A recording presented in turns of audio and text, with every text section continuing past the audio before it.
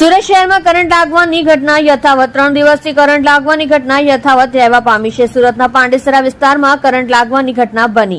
રાતના સમયે કામ કરતા યુવકને કરંટ લાગતા ઘટના સ્થળે કરુણ મોત। સુરતના પાંડેસરા વિસ્તારમાં આવેલ તિરુપતિ સર્કલથી એલથાણ જતા રોડ પર આવેલી સાઇટ પર કામ કરતો હતો યુવક કાલુ નામક યુવકનું કરંટ લાગતા ઘટના સ્થળે મોત। મૃતક કાલુની ઉંમર આશરે 29 જાણવા મળી અને કાલુની 8 વર્ષ અગાઉ થયા હતા લવ મેરેજ। મૃતક કાળુ મૂળ એમપી રાજ્યના રહેવાસી। સુરતની પાંડેસરા પોલીસ દ્વારા ઘટના સ્થળ પર જઈ મૃતક કાલુનો મૃતદેહ કબજે કરી અકસ્માત મોતનો ગુનો નોંધી આગળની વધુ તપાસ હાથ ધરી છે।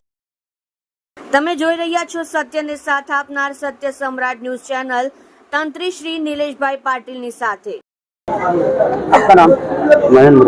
मनीष, क्या रात को क्या हुआ था जो डेट हुए वो कौन आपका?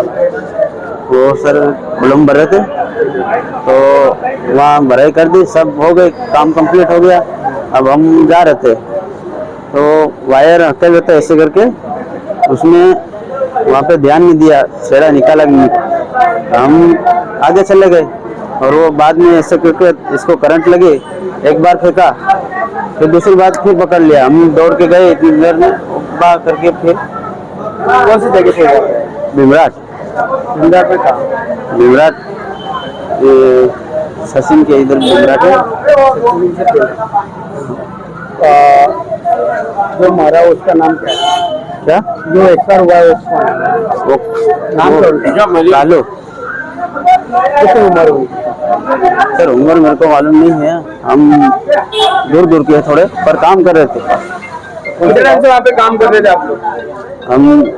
मैं तो इधर रहता हूँ वरासा, पर एक दिन भराई कराने लेके गया, मैं ड्राइवर हूँ गाड़ी का। जब ये घटना बनी थी काम कर रहे थे वहाँ पे? हाँ काम कर रहे थे। कितने बजे घटना बनी थी? ये लगभग 9:30-10 बजे तक इधर हो गए। रात को? हाँ तो काम चालू था? काम हो गया था पूरा। बाद में तो वो हॉस्पिटल में लेके गए थे डायरेक्ट यहाँ पे लेके आए? लेके गए थे हॉस्पिटल में। कौन से हॉस्पिटल थी वो MS हॉस्पिटल करके है उधर। कौन सी? MS। हिमेश? हाँ कहाँ पे? वो बटार के आगे। मदर के आगे। हाँ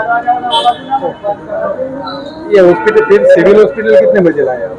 ये सर मैं चले आया था, गाड़ी लेके दूसरे को छोड़ने गया, फिर रात को ये लगभग 2:30-3 बजे तक फिर लाए थे। यहाँ सिविल हॉस्पिटल कौन लेके आया?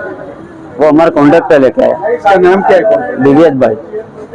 ये कहाँ पे रहता है? ये सर सेठ को मालूम होगा, मेरे को मालूम नहीं है, सेठ को मालूम है।